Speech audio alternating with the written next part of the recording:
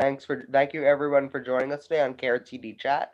This is our third episode, and here with us today we have Larry Sharpe. Thanks for joining us today, Larry. I'm happy to be here, guys. Thank you for having me on. I appreciate it.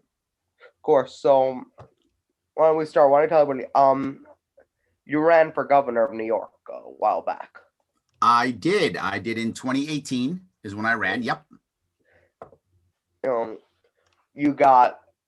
I believe you got enough votes to keep the Libertarians on the ballot line. The interesting thing about my run in 2018 was I was trying to figure out how in the world do we make impact actually across the country. It wasn't just about running. I mean, it was obviously, but it wasn't only about running for the state. It was about making impact, and that was a critical piece. And I wanted to make sure I could do that. So I had to put together a team, obviously. And the team I put together was a team that we were running to win, right? That was the goal, running to win. Knowing that the odds are we weren't going to win. Obviously, the odds were against it. But running to win is what got me into a position to where I can make real impact because we ran hard. We didn't run for ballot access. We ran to win. And the consolation prize was actually ballot access. Yes, we raised the most money Libertarian ever raised, over $500,000, and we were able to get the most votes, almost 2%, over 100,000. So yeah, was it a traditional win? No. Was it a win for us? I think yeah, it was. Now, here's something I actually don't know about that race. I didn't pay too close attention to that race, so I want to ask you, were there any third-party debates in that race? Because I know there were a couple different third-party candidates running in that race, or minor party candidates rather, and were there any debates between you guys? Was there any talking? The funny part is when people talk about debates, they often think, well, debates are about, say, I don't know, getting a percentage in, getting a percentage in the polls or something. Debates are about ad revenue. That's what they're about, right? Will a TV station or radio station or whatever make a bunch of money if they advertise this thing, if they show this thing? That's the number one thing. And that matters based upon will the heavy hitters, whoever those heavy hitters are, will they show up? That's the biggest issue. So what are the debates? Yeah, there were officially, if I'm not mistaken, 3 debates. And I was in all 3 of them, and I won all 3 of them. And it didn't matter. It didn't matter. Because Cuomo, our governor, His Majesty King Andrew Cuomo II, all hail the king, he did not show up. And if he doesn't show up, it doesn't matter, because then it doesn't get televised. So he couldn't be bothered to debate anybody, I guess. He didn't bother. Why should he? And look, I don't like it, but I understand it. Why would he take a chance when he was winning by so much and won by so much? Why would he gamble? Logically, I understand why he did it. I still hate it, but I get it, right? Why would you do it? It doesn't make any sense. He can only lose by showing up, so he doesn't show up. And so there were 3 debates. None of them were televised, so I won them all. But if you want to go to my YouTube page, Larry Sharpe YouTube page, you can watch them if you care. And I did win them. So who showed up at those debates? One of them, only one other person showed up, Stephanie Miner, who was another candidate. And the other one, Stephanie Miner, showed up. So did Mark Molinaro, who's Republican, and so did Howie Hawkins, who was the Green Party candidate. So there were 4 of you at that debate. Say again? So there were 4 of you total at that debate. At that debate, yes. And they're not televised, but people can actually find them on your website. I put them on my YouTube page because we taped them, but no one else did. But now what happened was, since Cuomo wouldn't show up, he still wanted to do some type of debate the way he wanted to do it. So what did he do? Basically, the Republican got mad and said, why won't he debate me? He's scared, blah, blah, blah, blah, blah. And then they agreed that CBS would do a debate or town hall with just the Republican and Democrat without us.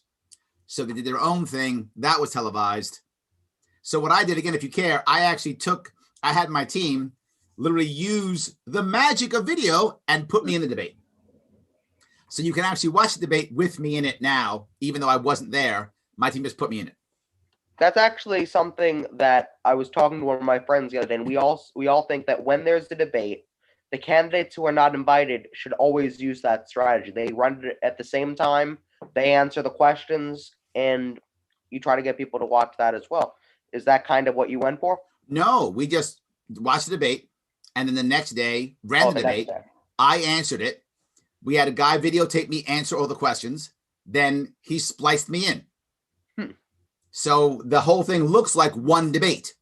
Oh, okay, I see.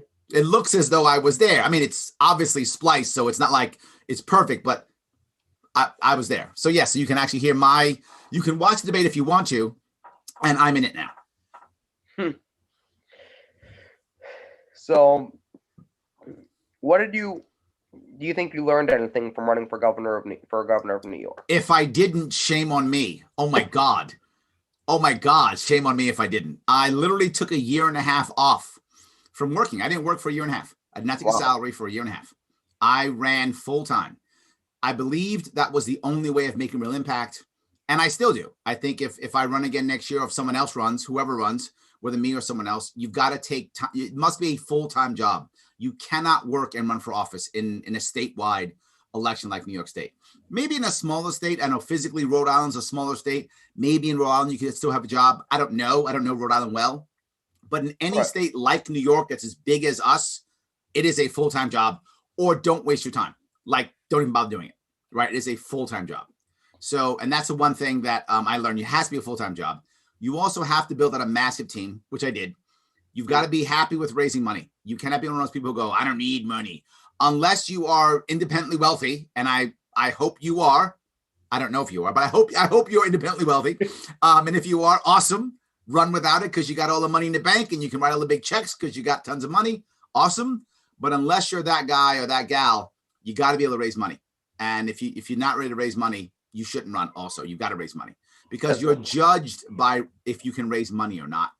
And what I also learned is how I learned how important money is. Like, I knew money was important. I didn't realize how important it is. What I mean by that is you might say, well, Larry, it's not fair that we as libertarians are not in the polls. That's true. It's not fair. So I thought, and this is my previous naivete, that if I run a real campaign, if I get the nomination, if I raise money, they'll put me in polls. And that's not true. They don't. That's not true. The rule is, if you're a Democrat, if you're a Republican, you go into the polls. If you're any other party, if you're independent, we don't know who you are. We're not going to cover you. And we're going to ignore you and hope you go away. But there's an exception to that rule, which I found out, which I didn't know. An exception is if you have money. So we literally asked the polling companies, why aren't you covering us? And they openly said, well, because you don't buy the poll. If you buy the poll, we'll put you in it. And I was like, oh, thank you. Like, I didn't feel bad anymore. Like, I got it. It didn't matter how good I was. It didn't matter how hard I worked. That was irrelevant. What mattered is, did I have enough money to buy a poll? And a poll cost $40,000. Oh. So if I had $40,000 to spend, I'm in a poll. Okay. Now, as bad as that sounds, it actually made me feel better, at least, because now I understood. Right now, at least I had clarity on how it works. Again, still bad, but okay, I was lost before. Now I'm like, oh, that's okay. So I need to raise enough money to have, that's why you have PACs and political action committees to buy polling and such. Oh, got it. I was naive to that. I didn't know that's how it worked. I found that out 3 years ago. Now I know how that works. So that was one thing I learned. But the second thing was, why isn't the media doing that? Why isn't the media covering you? Well, because you don't buy ads. Buy ads in the newspaper covers you. Buy ads on the TV station covers you. So, oh, I didn't know that. Well, there we go. Again, while that's a terrible system, it still is at least one I understand now. Right. So exactly. If I run again, I need to raise a whole lot more money so I can buy ads and buy polls so I can be covered by the media and be in polling. Here's how I want to ask. New York City is about to have a mayoral race. We've heard a lot about the Democrats and the Republicans who are going to run. We haven't heard anybody else is running with the Libertarians, with the Greens, independent. You are not paying attention, my friend. Stacey Pressman is absolutely running. She's running as Libertarian. She has already been in the press, in the minor small press pieces about everybody. There's like a bunch of people running, 11 or 12 people. I forgot how many are running, maybe even more. But a lot of people are running. Well, they do a good job of covering that up. They do. Yes, absolutely. But a lot of people are running. Obviously, Andrew Yang is the favorite. Obviously, he is. He's the most popular. has the most money, most name recognition. So he's the favorite right now. It doesn't mean he'll win, but it just means he's the favorite right now. He's the front runner. The favorite could change tomorrow. And absolutely. So yes, but Stacey Pressman is running. You can check her out if you want to at Pressman. She's not going by Stacey Pressman. For her website, it's pressman4mayor.com. Check her out if you like. She's running right now.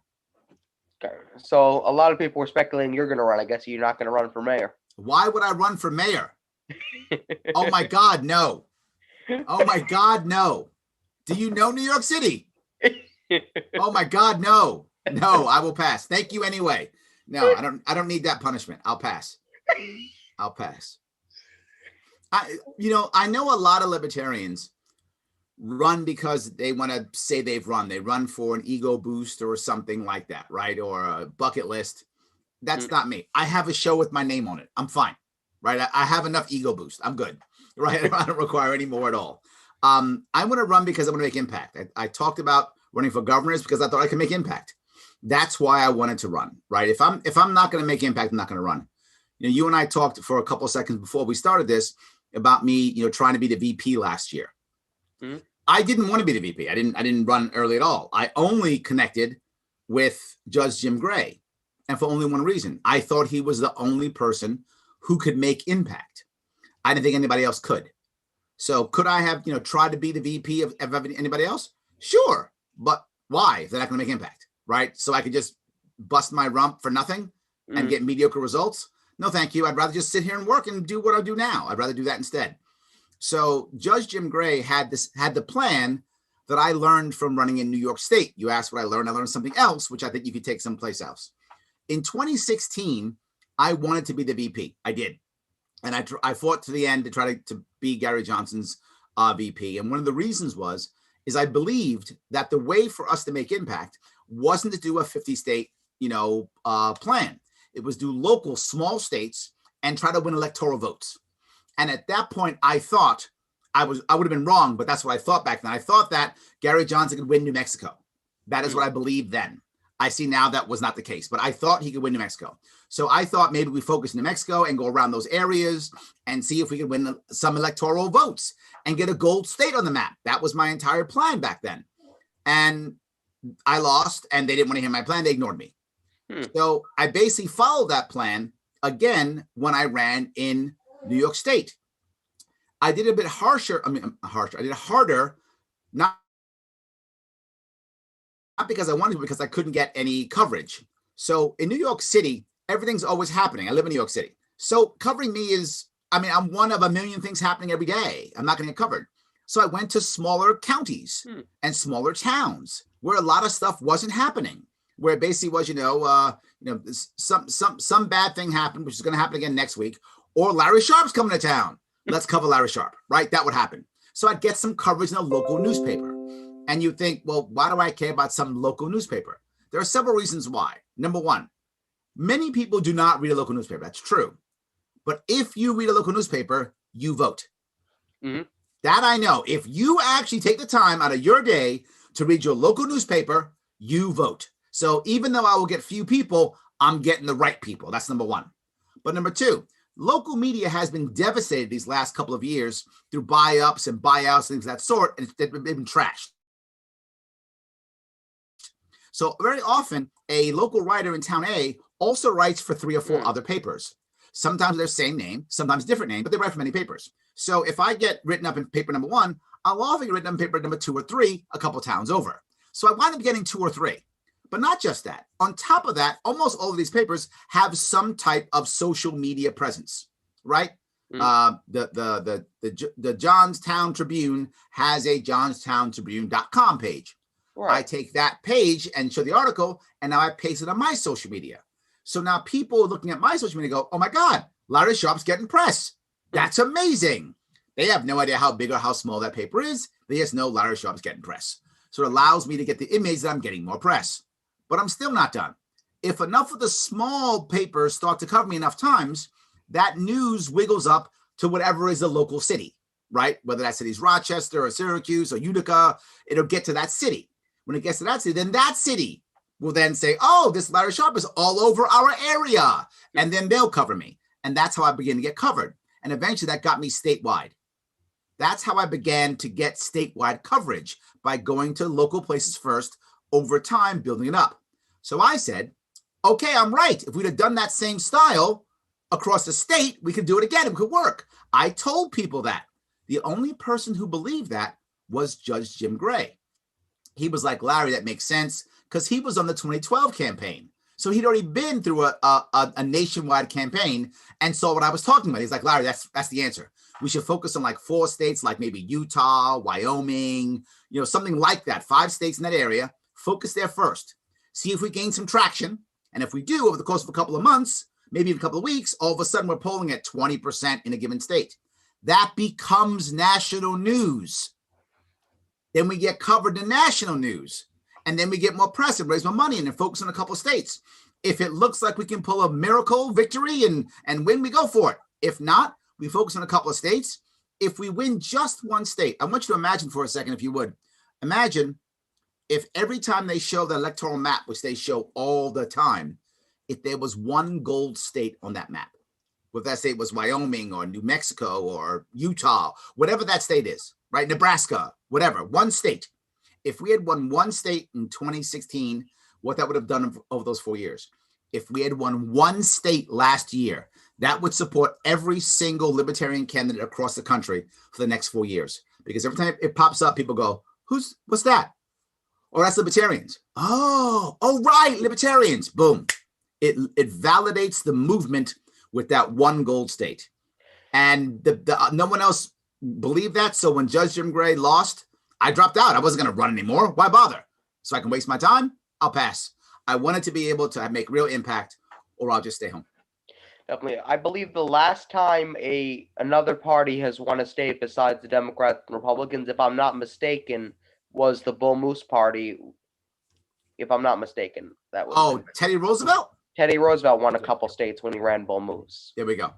And that was kind of a shock to the country because he actually, and that would be the same shock you'd get if you guys won one state. Like this, then the people will be saying, this hasn't happened since Teddy Roosevelt. Absolutely. Yes. And that's my whole point. And if the Libertarian Party doesn't want to do it again in 2024, I don't know what we're doing. I mean, that's the way to do this. That's the way to do it, right? Because one of two things happens, right? Number one, where the lottery victory is we happen to get the exact right state. That means neither the Democrats or Republicans gets 270, which throws it into the Congress, and we have a chance at actually winning the presidency. That's the lottery, right? And I hope that happens, but I'm not counting on that. But that will be amazing. At least there is a chance to get victory. The 50-state model, there is no chance of victory. Zero. With this model, there is a chance, even though it's a lottery ticket, there's a chance. But even if we don't get that, if we just win a state, it still supports every down ticket candidate for the next 4 years. I don't think any strategist has ever thought, like, if you look at any party, the Libertarians, the Greens, their strategy is get on as many ballots as possible and see what happens. Yep. Nobody ever thinks, what if we just focused on one state? I don't think anybody has ever come up with that strategy before. Well, they just don't do it. I mean, maybe someone has, but no, I've been talking about it literally now for 5 years. People don't want to hear it. It's fine. They don't have to. They're not required to. But all I know is that there are certain precincts in New York State where I got 26% of the vote. Mm. That's insane. Now, why did I get so much? Because I showed up in a precinct that no one else would show up in. That's the reason. Definitely. Now, who do you think is the best Libertarian nominee for 2024? If you were to pick anybody in the country. That's a tough one. It's a tough one right now because I don't know who's going to be up. I'm really hoping, my hope is that in the next 4 years, there's enough turmoil in both Democrat and Republican parties that we get more talent to come over to our party. The sad part is the Libertarian Party is small. And because it's so small, we don't have as much talent. We don't have a big enough donor base. We don't have a big enough talent base. We have talent, but to cover the entire country, we're just too small, right? So it's a tough spot.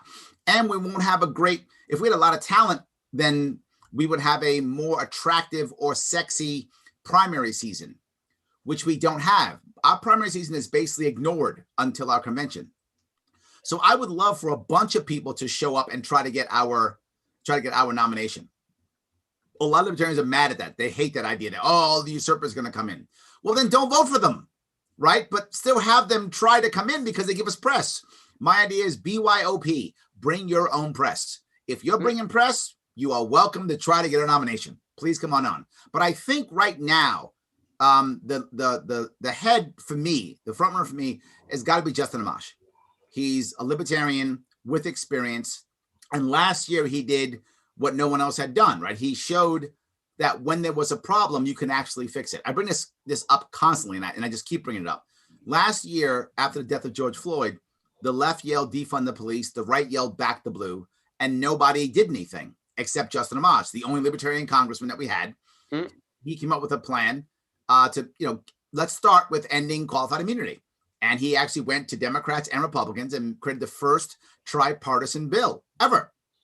And of course, the Democrats and Republicans didn't want to vote on it. Nancy Pelosi and Mitch McConnell wouldn't vote on it. Of course not. They didn't want anything to do with it. But he actually tried to solve a problem. I think, that type of credential, street cred, he's a libertarian party member right now. I think he's a front runner in my eyes. Definitely. I know he almost ran in this year. He was talking about it, and then he kind of didn't do it. Yep. So that he's probably my front runner now. But again, we'll see what happens in the next 4 years. Well, definitely, 3 years now. 3 years. The other thing is, you're right. With all the turmoil in the Democratic and Republican Party, I have a lot of friends who, I myself come from a different idea. I'm the progressive left. I was Bernie Sanders, but I actually was looking at some other candidates, and I'm not going to say who I voted for, but I did actually look at the Libertarian candidate. But a lot of people I know who are on that progressive left, like, yeah, I voted for Libertarian because I couldn't stand Joe Biden. They're like, no, they thought that the Democratic primary, was a little bit rigged. They thought that Joe Biden was kind of forced upon them. They're like, no, I'm actually going to vote Libertarian. I'm going to vote this party. I'm going to vote that party, whatever it is, because I don't want that guy. Yes. And that's where some of these votes are going to come from. Yeah, but there's something else, right? The advantage of being in the Libertarian Party is you become a big fish in a small pond, right? I mean, the people like, I think from the right, you look at someone who came from the Republican Party like Justin Amash. In the Republican Party, he was a pariah. People didn't like him. He didn't get much stuff, right? He comes to the Libertarian Party and people love him. Right? He's a big fish in a small pond, right? People talk about Tulsi Gabbard coming over. Democrats hate Tulsi Gabbard. She comes to us, she'll be a superstar, right? So you can be a bigger, heavier hitter in a smaller party, right? Hopefully our party gets so big to where that doesn't matter anymore. But right now, that's where it is. You'll have a whole lot more influence, a whole lot more press, a whole lot more help because it's a small party. When I ran my campaign in 2018. There were very few big campaigns in 2018 that were libertarian. There were tons of big Democrat Republican campaigns, but very few libertarian ones. I was able to get great libertarian talent across the entire country. My team, about half my team wasn't even in New York State. So there are some advantages to coming over. There's a lot of disadvantages also, obviously, right? But there are some advantages. I want to ask you about this campaign strategy. Are you familiar with the free and equal elections debates? Tell me, what's that about? So the free and equal elections debate is where they invite every single candidate running for president. They actually did one during the primary where they had about 35 people on the debate stage. And Jo Jorgensen showed up to the first one with 35 candidates, and then her campaign said, one of the people in her campaign, I'm not going to name names, said that they can't be bothered to go to that debate because there's no Democrat or Republican there, and their strategy completely changed. So the last 3 or 2 debates, or whatever it was, they missed. Do you think that was a missed opportunity for their presidential campaign? Because a lot of people still watch those debates. No, I wouldn't go to those debates either. I agree with them. I'm not a big fan of the way Jo Jorgensen's campaign was run. I'm not a huge fan of it. But in that case, yeah, I wouldn't go either. When you go there, you are admitting to the kids' table. Right? You're saying you're at the kids' table. You're admitting, you're letting them decide. No, I got invited to the actual debates run by the League of Women Voters in New York State. Why? Because my response was, no, I'm not begging you. You don't want me. You don't want me. That was my response. I'll do my own debate then. I don't care. I'll do whatever I want. You don't matter. That was my response. They were like, we want you in. And that's how I got in. You never heard me say things like, let Larry speak or whatever. No, you don't get to decide whether I speak or not. Your debate commission is corrupt. I dismiss it. It's garbage. No, and I'm not going to the kids' table. I don't need kids' table. The worst part is, if you look at how it works, it's Democrat Republican Party, a massive space, Libertarian Party, a massive space, all the rest. When we go to those all the rest, we're punching down. I don't want to punch down. I want to punch up. So if I go to one of these debates, I'm punching down. They're winning more than I am. It's the same reason why Cuomo didn't come to debate me. Same reason why and Cuomo was right. As much as I hated it, he was right. I wouldn't go to those either. I would never go to any of those kids' table debates. What if a Democrat or Republican showed up to that debate? 100% I'd be there. Okay, so if they had that debate and Joe Biden showed up and you were running for president, 100% Libertarians, you'd be 100%. There. Yes, because then it's no longer the kids' table debate. That kind of changes the game. Absolutely. I'm not going to be in the kids' table debate. I'm not a kid. I don't sit at the kids' table. And you want me to sit at some of the table? I'll sit at my own table then. I guess I'm not coming to your house then. It's fine. I'm not coming to your house. It's fine. So are you considering running for governor again in the next, I believe it's 2 years now? 2022, next year. I will announce yes or no in the summer. I've got to see what's happening in New York State and see what's happening with the parties, and now decide. Now, speaking of, I want to ask you, there are some Democrats and Republicans calling for Andrew Cuomo to relinquish his executive powers because of the mess he's been making of COVID. What do you think? I think he probably will lose them, and it's symbolic and doesn't mean anything. He already runs this state with an iron fist. He basically already had executive powers because he does executive orders constantly and no one stops him. So it was official, though, last year. He just made it official. So now they'll take it away and say, we showed him, as a symbolic fist shaking, but it will change nothing. He'll still have the same power he has. They can now talk about how they will now go tell their constituents how they stood up to Cuomo, even though they actually did nothing. Now, let me ask you, do you think Cuomo has done a good job with COVID? Did you actually ask me that question? It's a rhetorical question. I was going to say, not even close. I mean, and to be clear, if anybody cares, you can go to my Sharpe Way YouTube page, and there's a playlist there that says COVID response March 2020. Last year, I put 10 videos exactly what we should do for COVID, how we should respond, how we should pay for it. Everything is there in detail. 10 videos in detail. I put it a year ago because that's when he started saying, lockdowns are the answer, destroy New York State, crush everybody, destroy the state, which is what he's done. I said, you don't have to destroy the state. And I gave the answers right then and there. He did nothing but bad.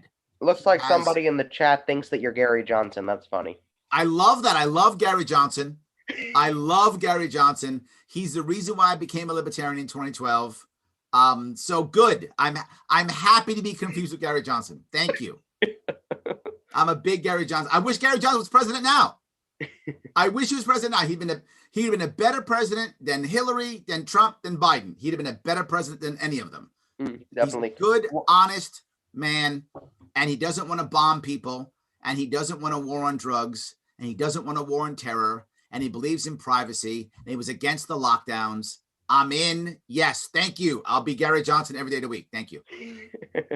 Hey, all right. So, do you remember in 2016, I believe there was a joint lawsuit between the Greens and the Libertarians because they were not allowed on the debate stage. That didn't go anywhere, if I remember correctly. But I don't actually remember, but I didn't really care, to be forward. You didn't care. As I mentioned, it's all about ad revenue. It doesn't matter. The lawsuit's relevant. I mean, I support it because Gary Johnson wanted me to support it, so I did. Right. But it doesn't really mean anything. And let me explain why. Let's assume for a second that last year that we had made it, that we were supposed to be on the debate stage, and the Commission for Presidential Debates has to let Jo Jorgensen in. Okay. Right? Let's say for argument that would have happened. She'd been like, great, I'm going in. And Trump would have said that I'm not showing up. And the second Trump says I'm not showing up, Biden says I'm not showing up. Then there's no debate. So it doesn't matter. They also might just cancel it. That's what I'm saying. It's no debate. It's canceled. That's what would happen. It just gets canceled. So what would happen? Let me tell you what would happen. CNN would look at that and go, wait a minute, we make a killing when we show debates. I'm not giving that. So we're not going to do debate because debates got canceled. What are we going to do? We're going to do a town hall with Trump and Biden. That's what would have happened. How do I know that? That's exactly what happened in my state when I ran. Exactly. I got into debates and then Cuomo didn't show up. So no media showed up. It was basically canceled. They ran it because they had to, but no one showed up except the people who wanted to see me. They showed up in the audience and then they had a town hall right afterwards on CBS. So that's what happened. So the debate, the actual lawsuit is irrelevant. It doesn't matter. It's all about ad revenue. If we want to be in debates, we have only one thing to do. Be more popular. That is the answer. Let me tell you something. If Kanye West had actually run a real campaign, now obviously he didn't, but if he had run a real campaign, he would have been invited to debates. Guaranteed. You know why? Everybody would love to see Kanye West debate. Oh my God, you would have watched that. So would I. Yeah. We all would have watched it. Instead, he's like, let me run as the birthday party. And yes, exactly. But he'd have been in debates, not because he's smart or not smart or whatever, because he's popular and everybody would have loved to watch Kanye West debate. That would have been a train wreck we could not stop watching. True. We all would have watched it. But if he was serious about running for president, he would have started months ago when the primary, every single party's primary was over by that point. He couldn't run under a party banner. Absolutely. So he's like, I'll go with the birthday party. He wasn't real. But even if Kanye West had run, even an independent, they've taken a bunch of his money and got his friends to do an independent piece where he was saying on, I don't know, 40 or so ballots or something like that. Or not 50, but 40, but like a real campaign. If he had done commercials, if he had actually ran, obviously he did not. But if he had done that, even if he was independent, he would have made the debate stage. Like Ross Perot did. Correct. I believe. I think the last two non-Democrats Republicans I remember was Ross Perot with the presidential debate and Jesse Ventura with the gubernatorial debate. Correct. Before they shut everything down with that. Yes, they can't have that happen again. No, because Jesse actually won and Ross Perot got a big chunk of the vote. So like, no. Can't have that. No, because the problem is if there's a real third party, then left and right have to actually do something. They don't want to actually do anything. No, it's a whole lot easier to just go, I'm not the other, so vote for me. And then the voices, like you have the Libertarian voices in the Republican Party, and then you have the Bernie Sanders voices in the Democratic Party, but they don't speak for their parties. They kind of preach to the choir in their parties. They're there to show, look, we have other kinds of voices here, but we have Nancy Pelosi and we have Mitch McConnell in charge, so they don't get to speak. We do. Right. Absolutely. Correct. Oh, okay. Correction from the chat. They said, no, I said Gary Johnson should run in 2024. Oh, okay. That's fine too. Sure. Let him run. I love Gary. Let him run again. Yes. And he was the governor, I forget of which state. New Mexico. So that's, yeah. That's why I thought wrongly, but I believed in 2016 that maybe we could win New Mexico as a Libertarian candidate. Yeah, that would definitely be something. Like I said, that would have been amazing if we had. This is the first time since Teddy Roosevelt somebody's won another state besides the Democrats and Republicans. Absolutely. And absolutely. Here's something I want to see if you're aware. Everybody forgets this, but the Republicans used to be a third party themselves. Absolutely. They replaced the Whigs. Mm-hmm. So it could happen again at any time. Now, when you ran for the Libertarian nomination for VP, what was that process like? It's not really a run. I mean, they say it's a run, but it's not really a run. It's a couple of weeks of talking to people in conventions and such is what it really is. It's not really a run. When I ran in 2016, I spent about, I don't know, $4 or $5 grand maybe. Went down there, built the team up real fast. About a 4-week campaign. It's work, but it's like when I ran for a governor, that was a campaign. I mean, I raised $500,000. I crossed the entire state multiple times. I mean, I built an entire team out. It was a year and a half.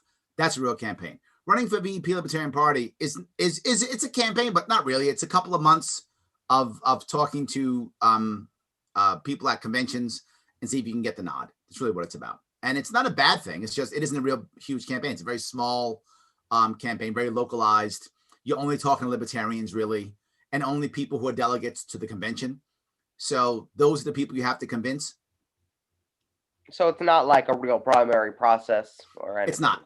No, you're not like, the Libertarian Party picks both of the nominees at the convention. It doesn't matter how many straw polls or whatever you win, before the convention. In theory, it could, I guess, if you're more popular, I guess it could. Even if you win or lose debates, I guess it could matter, but it usually doesn't. What matters is at the end, do you have enough people who support you at the convention? If you do, you usually win. If you don't, then you don't. But the thing that people don't realize is at convention, it's all about coalitions. So someone like Trump couldn't win a Libertarian nomination because it's all about coalitions. Because if there's 8 people running, when one person drops out, that person's votes have to go to somebody else. That makes any sense, right? And then they drop out, goes to somebody else. So if you don't like the other guy, your people don't go to him. So you can't build coalitions. So the goal in ours is to build coalitions. And the reason why I almost won in 2016 is I became the coalition guy for everybody except for the top guy. The top guy had his people, which is Bill Weld, and I wound up getting everybody else. I built the coalition, right? So I think that's why that happened. Now, did you end up endorsing the Jorgensen campaign? I didn't really say anything about the Jorgensen campaign. I said I was going to vote for it, and I did. So you didn't give like a formal endorsement or any of that? No, I just said I was going to vote for it, and I did. What about in regards to Gary Johnson? Oh, I was totally behind Gary Johnson. I raised money. I raised over $100,000 for Gary Johnson. Wow. I raised money for Gary Johnson. I supported his. I introed him more than once at commercials for him. I was on TV for him. I was his rep here in New York City. I was on TV representing him. I'm a big Gary Johnson fan. So you campaigned for him and all that? Absolutely. I'm not anti Jo Jorgensen. I just wasn't behind her. She was fine. She's whatever. Definitely, yeah. I definitely think that every party this election cycle picked a very boring, I don't want to say boring, but a very I can't say Trump is boring. Well, not necessarily boring, but a very unappealing, not the most appealing candidate. If you go down the list, you don't see the most appealing people. Well, in the case of the Libertarian Party for last year, what happened, and most people don't get this, is we were very fractured. Left-right paradigm in the Libertarian Party, we were very fractured.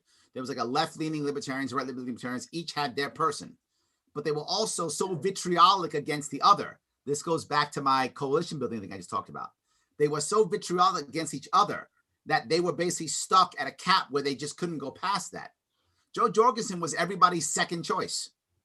So we got our second choice, right? Because she was the one who could build the coalitions of the others, right? So the left candidate wouldn't vote for the right candidate would not vote for the left candidate, but both would vote for the one in the middle, which is Jo Jorgensen. So that's why we got Jo. She was everyone's second choice. Right, nothing against her. Not to say everybody's boring or unappealing. I met most of the people running for president, and they're all really nice. But that nice does not. No, I agree. I think your point's a valid one. Joe Biden's campaign was very boring. It was not exciting. It was basically, I'm not Trump, see? Jo Jorgensen's campaign was very boring. So that's why she didn't get any press coverage. She was very boring also. She had no interesting ideas. She was boring. And to be forward, Trump was the same old. So in a way, he was boring too, in the way, because he was same old Trump. So I guess in a way, depends how you look at it, I guess he was boring too. And Jo Jorgensen did better than Howie Hawkins, but that wasn't hard. He wasn't very inspiring. Well, Hawkins and his VP weren't really trying. No, they really weren't. And I think one of the Green parties, I don't know which state, actually endorsed Biden, if I remember correctly. Yeah, they really weren't. They weren't trying really hard. No, they weren't. I feel like the Libertarians were trying a little bit harder, but it still wasn't going to be that. If I remember right, Howie Hawkins' VP was a full-time truck driver while she was being the VP. I remember I interviewed her, and she's like, I just got off a 10-hour shift. Yes, absolutely. That's not trying hard, right? I mean, nothing against her at all. Nothing against her. Nice. She's a wonderful person. Absolutely. I'm just saying, how hard can you run for vice president when you're driving a truck 10 hours a day? Exactly. You got to be, you just can't. Like you said, when you were running for governor, you quit your job or 100%. Whatever.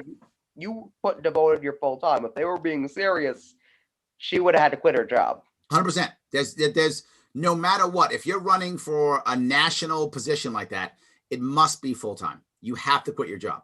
In my opinion, and there's no rule on this, and I don't want to be a rule, it's my view only, my opinion. If you're running for office national and you don't want to quit your job, you should not be selected as a nominee of any party. That's my personal opinion, but people should do what they feel is appropriate. Right, but I mean, you see how that works out for you. Yes. I think he got like 350K votes with that campaign, so. Not impressive. No, one of the worst ones they've run in history. Yeah, the Green Party is dying. They are. But the reason why the Green Party is dying, I think, is because of the DSA. Democratic Socialists of America have taken a lot of the Green Party's energy away from them. And even a lot of their people and their talent also have all gone DSA. And the DSA right now is still a wing of the Democratic Party. For those who don't know, DSA is the Democratic Socialists of America. Yeah, a lot of people actually don't know that. And yeah, so I had to say that. DSA is Democratic Socialists of America. So they're right now a wing of the Democratic Party, similar to like the Tea Party was a wing of the Republican Party, similar idea. But the Tea Party kind of got absorbed into the Republican Party. The DSA may or may not get absorbed into the Democratic Party. If it does, it'll just stay a wing or a faction. But if it doesn't, it may break off. Sure. And if it breaks off, that would be very challenging for Democrats if it breaks off. Because the Green Party would join it. It will become basically the real left party, if it makes any sense. Right, which there isn't there isn't one right now, and definitely true. But and the Tea Party, I didn't always agree with the Tea Party, but I was actually impressed with some of their strategies, how they would actually conduct themselves. They'd be like, "We're going to make your life a living hell unless you support this." Yes. And actually, that's what I expected on the left when they had their little Justice Democrats, but that's not what they ended up doing. They just ended up saying, "Yes, please, please, please, please." And that game doesn't work in politics when you say, "Can I please have this?" No, you're not going to. Nobody's going to hand you anything. What I always say is what people don't understand in politics. Politics is the mafia. Mm-hmm. And you only get what you want when you have leverage. Exactly. If you have no leverage, you don't get anything. You have to have leverage. That's how it works. But the issue is for Democrats is last year, they wanted to unite because they hated Trump. Trump was the uniter, right? Every Democrat, not everyone, but the vast majority of Democrats, particularly those, far left, mid left, anywhere in that area, they hated Trump. And they were like, we don't care. Whatever you give us, just let's get rid of Trump. We'll fight later. And they did. They got rid of Trump. Now the problem is, to your point, nothing was solved. It was let's get rid of Trump. Okay. We just went back to the Obama era. Now it's like, now what do we do? And the far left in the Democratic Party is like, hey, you couldn't have got here without us. You better give us something. And Biden's like, I'm sorry. And you are who? That's what Biden's like now. Yes. That's why the Tea Party strategies were so effective. They were like, we're here. You're going to do what we say or else. Yes, correct. Well, I think the DSA is going to wind up being that way. I think they will. I think you're going to find in 6 months or whatever, whenever they get tired of it, they're going to do it too. The question is, how effective will it be? Does the average Democrat feel better about a Biden type Democrat, or does the average Democrat feel better about a Bernie type Democrat? And I don't know. I actually don't know. But if the average Democrat prefers the Bernie type Democrat, then they're going to shift that way. Look at the Republicans right now. Does the average Republican prefer a Mitt Romney type Republican or a Trump type Republican? Clearly, the average Republican prefers Trump. Right. And there's going to be I feel like right now you're going to see a kind of a civil war in the Republican Party among the Romney types and the Trump types, and you're definitely going to see that. Don't get me wrong. There are some Republicans who don't like Trump and prefer Romney, but it's not the majority. The majority prefer Trump-style Republicans. What I'm saying is I don't know in the Democratic Party yet, do the majority of Democrats prefer a Biden type or do they prefer a Bernie type? I don't think we know yet. I think it depends on the age of the Democrat. And okay. Based on what I know about both the right and the left, ideology a lot of the time will depend on your age. Okay. People I know on the left who are more ideological, who are under the age of 45, tend to side with Bernie, and the people I know on the right who are under the age of 45 actually tend to side with. Actually, believe it or not, a lot of them I know are split. Who are under the age of 45 on the Republican side would side with Trump, but there's also a small portion of them who would be Mitt Romney types and who would be actually Ron Paul types. There we So go. you have Okay. that split among the younger voters and the older. It looks, because the thing is, the older voters are the ones who elected Biden. Got it. Okay. You actually have to look at age. I want to ask you, what are your thoughts about as a libertarian, what are your thoughts on Ron Paul? Oh, I like Ron Paul. I've opened for him more than once. Yeah. So yeah, I've done intros and open for him a couple, maybe 2 or 3 times. I've actually forgotten. I've met him a couple times. Nice man. I like Ron Paul. I'm not a Ron Paul libertarian. I didn't come in from Ron Paul revolution. A lot of libertarians did. I know that. I'm a Gary Johnson guy, as you've heard me say 14 times today. So yes, I'm a Gary Johnson guy. But I'm a fan. I like Ron Paul. I didn't know of Ron Paul really until Gary Johnson. I wasn't politically savvy enough or active enough or in that world. I was running my business. That wasn't the thing I was doing. But after I got involved with politics, that's when I found Ron Paul more like 2013, 2014. I found him late. So I became a fan later on. So there were actually, if you want to look at alliances that were actually decent, there were actually a lot of times where Bernie Sanders and Ron Paul would actually work together on things where they agreed, and you can actually see that.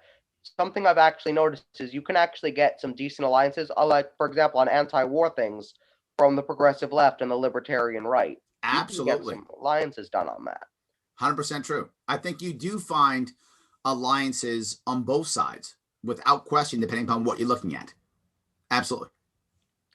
Well, my problem is a lot of the times when you hear when I'll hear bipartisanship, which the mainstream media seems to think is the goal, no matter what it is, a lot of the times it's bad stuff that will actually pass bipartisanly. Like But I don't want bipartisan. I want nonpartisan. There's a difference. Mm-hmm. Big difference. Bipartisan just means our elites agree to screw the people who are weaker than us. Mm-hmm. That's what bipartisanship means. Where you see them connect, and I think if you look at both Bernie and Trump, those two were the rebels of each party, right? Bernie was the rebel of the Democrats. Trump was the rebel of the Republicans. And the one thing that both sides agreed with is we don't want these rebels. Mm-hmm. Democratic establishment does not like Bernie and does not like Trump. Republican establishment does not like Bernie and does not like Trump. Trump just happened to win, Bernie lost, because the Democratic system was set to screw Bernie. The Republican system was actually a fairer system, and it allowed Trump to win. No, this is actually something that one of the reasons we don't get a lot of CNN or MSNBC viewers here, because something I'll say is CNN is actually pretty bipartisan. They're the elites, and they'll say Hillary Clinton is acceptable. Jeb Bush is acceptable. Yes. Bernie Sanders is not acceptable. Correct. Donald Trump is not acceptable. And they would also say the same thing, about, I'm assuming, libertarian right is also not acceptable, because that's the outsider perspectives are not welcome on CNN. Correct. And this is why CNN actually became so far left. It was when Trump became president. And I tell people this all the time. If I remember CNN in the 90s and in the 2000s, I remember them.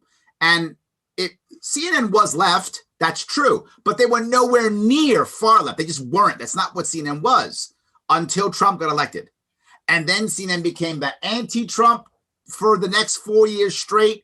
They were just Republicans evil, Trump evil for 4 years straight. MSNBC had been that forever. Yeah. But CNN said, get out of the way. Let me show you what's up.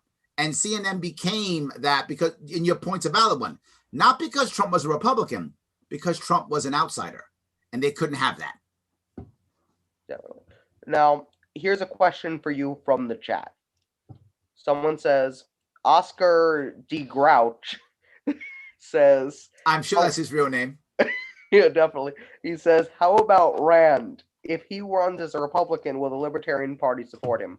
I think he's referring to Rand Paul. You mean if he ran as a Republican? Yeah, I think no. Why? The problem, and this is what I know a lot of people disagree with me on this, but I'll be very forward. I don't think there is a way for the Libertarian Party to infiltrate the Republican Party and turn it. I just don't think it's possible. And why? I look again at Justin Amash. Justin Amash, I mean, that's the guy who started the Liberty Caucus. and they got rid of him. Like, if anybody could have done it, wouldn't it have been him? And he couldn't do it. No, right? And then the Liberty Caucus, once Trump came in, they just got behind Trump. They hardly pushed back at all. Here or there, Rand said a couple of things here or there, but nothing real. He really Rand Paul is also not his father. He's not. That's true. And I'm not saying he should be. He should be his own man. I'm glad he is. Is he better than most Republicans? Yes. Yes, he is. He's better than most Republicans. That's true. But he's not a libertarian. He's Republican. That's who he is. That's what he is. He's a Republican. And would it be better if the Republican Party was more like him? Yep, it totally would be. The reality of it, though, he is a Republican. So I don't think the Libertarian Party would support him unless he came and tried to run as Libertarian, maybe. I mean, he'd have to make some changes to his policies. I mean, maybe if he started it now and thought maybe he was going to do it within 4 years, maybe if he joined the party early and began to stick around us for a couple years, maybe it's possible. I mean, I look at someone like Lincoln Chafee. Mm-hmm. Lincoln Chafee made the same mistake that so many did. He came in and thought, I'm here now. Make me your leader. That's the wrong answer. Lincoln Chafee now is in the right thing. Now he's just part of the party. He'll be with us. Hopefully he'll turn. Hopefully he'll be more like us, I hope. And of course, Justin Amash is just with the party, right? I'm hoping in the next couple of years, he'll be more and more libertarian. He'll be more like us, get who we are. If someone like Rand Paul wants to do that, I'm not against the idea. What I'm against is he decides in 2022, I'm now going to go run for president and use the Libertarian Party. But if he would have changed 2024, sorry. But if he would like to change now or in the next year, come aboard, be with us, learn who we are deeper, understand what it is to be a libertarian, not to be a Republican, I'm not against it. No, I think you saw the same thing with Jesse Ventura with the Greens. He's like 4 months before the election, he's like, I want to be your nominee, please. Yes. And I know I know some of the leadership, like 5 delegates were on board with that out of everybody in their leadership. And everybody's like, wait a minute, you just got here. Yes, absolutely. I'm not against anybody coming aboard. Tulsi Gabbard come aboard. Let them all come aboard, but just don't come aboard in 2024 and say, let me be your leader. Come aboard earlier, see who we are, spend time with us. Here's how it really works. If you spend a year with us, one of two things happens. One, you go, not for me, I'm out. Okay, thanks for coming. I'm glad you spent time with us. You know who we are. You're not one of us. No worries. Oh, good. Mm-hmm. Or you become more like us, in which case, welcome. I'm glad you're one of us now. You can't just show up and say, hey, I want to be the nominee. Absolutely. Yes. Absolutely. And the party will definitely have a problem with that. There'll be pushback, and there should be. And I agree with that. I mean, I joined the party in 2012. I didn't run for anything until 2016. So I was part of the party for 4 years, and I supported other candidates. I was literally the driver for a gubernatorial candidate in 2014. I was writing checks to the National Party. I'm a lifetime member, and I'm a monthly donor for the National Party. So I already was part of the party before I ran for something. I was a member of my local chapter and my state chapter before I actually ran for anything. Exactly. So I think if anybody wants to come aboard, come on aboard. Come aboard early. Get to know us and decide if you want to be with us or not. Definitely, yeah. I do want to. The other difference between Rand Paul and Ron Paul, I was going to say, is Ron Paul had a leadership position in the House, and he had a lot more leeway with what he could do with that. Rand Paul is some random senator who doesn't seem to be as popular as everybody thinks he is, and could lose his seat very quickly. There we go. Okay. I mean, he has national attention enough, but you could lose your seat pretty quickly if you get the right opponent. Yeah, well, the also advantage of Ron Paul is in his district, he was super popular. He had popularity. He was a doctor in his own district. So, and delivering babies. I mean, he was delivering babies. A bunch of his voters, he probably delivered. Do you know what I mean? So, okay. Yeah. The other thing is, I'm not necessarily the same ideology, but I would have actually voted for Ron Paul if I was in his district. Because he's someone who's honest. You can trust what he says. And I do have some overlap in agreement with him. So someone who I actually would have voted for. There we go. You can earn people's vote just by being honest sometimes and not lying. And showing up. Showing up, yeah. Absolutely. About to end here, but so does the chat have any other questions here? Besides Oscar D. Grouch. So where can people find out more about you? You can get a hold of me by heading over to the Sharpe Way. Look, I'm sitting there pumping it right now. Head over to the Sharpe Way. Either you can do it Twitter, you can do Facebook, you can do YouTube, whatever it takes, all good. Or just Google Larry Sharpe, Sharpe with an E. I'm all over the interwebs, all of the internet things. I am there. You can find me there. I appreciate it. Thanks for having me on, brother. I really appreciate it. Okay. Also, you do a show as well. When do you do your show? My show is every day, Monday through Friday, 7 p.m. Eastern. And it's live, just like you. I'm copying you. All right, let's end the stream. And I want to ask you a question right before you go. So let's end the stream now.